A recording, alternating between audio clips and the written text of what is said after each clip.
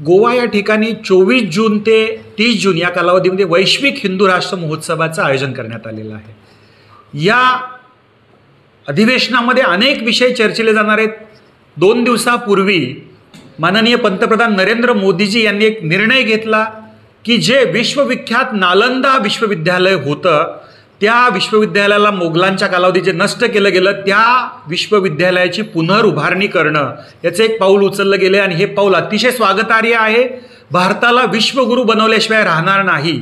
योगी सरकार आहे त्यांनी उत्तर प्रदेशमध्ये राम मंदिराचा इतिहास येणाऱ्या पिढीला कळावा यासाठी अभ्यासक्रमामध्ये तो घेतलेला आहे। त्याच प्रकारे गोवा राज्यामध्ये सुद्धा जी पोर्तुगीजांच्या काळात मंदिरं उद्ध्वस्त केली गेली, गोमंतकीयांवरती जे अत्याचार झाले, धर्मांतरण करताना अनेक प्रकारचे क्रूर अत्याचार झाले, या सगळ्यांचा इतिहास सत्य इतिहास येणाऱ्या पिढीला कळला पाहिजे।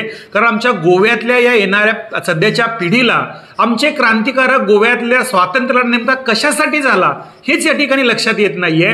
त्यामुळे गोव्याच्या अभ्यासक्रमामध्ये सत्य इतिहास, गोव्याच्या मंदिरांचा इतिहास, त्याचबरोबर गोव्यामध्ये जे इन्क्विजिशन झालं त्या संदर्भातला इतिहास अभ्यासक्रमात घ्यावा ही मागणी या अधिवेशनामध्ये केली जाणार आहे। या अधिवेशनाला संपूर्ण भारतभरातले 26 राज्यातले 1000हून अधिक संघटनांचे 2000 प्रतिनिधी उपस्थित राहणार आहेत। हिंदुत्वनिष्ठ असतील, वकील असतील, उद्योजक असतील, मंदिर विश्वस्त असतील, असे अनेक जण या ठिकाणी उपस्थित राहणार आहेत।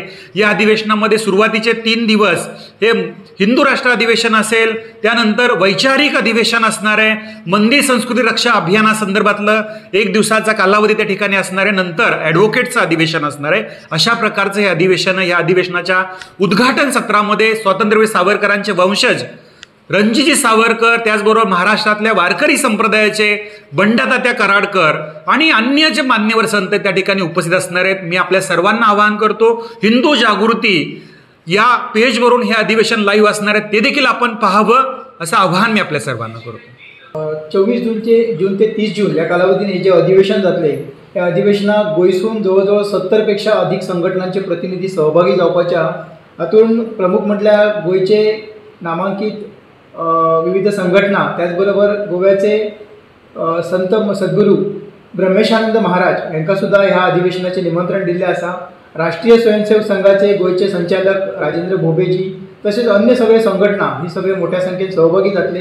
त्याचबरोबर मंदिरांचे प्रतिनिधी सुद्धा ह्या अधिवेशनात सहभागी जावपाचे असा, ॲडव्होकेट सहभागी जावपाचे असा।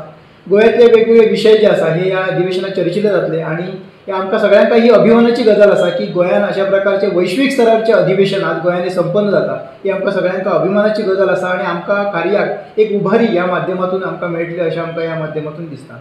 नमस्कार।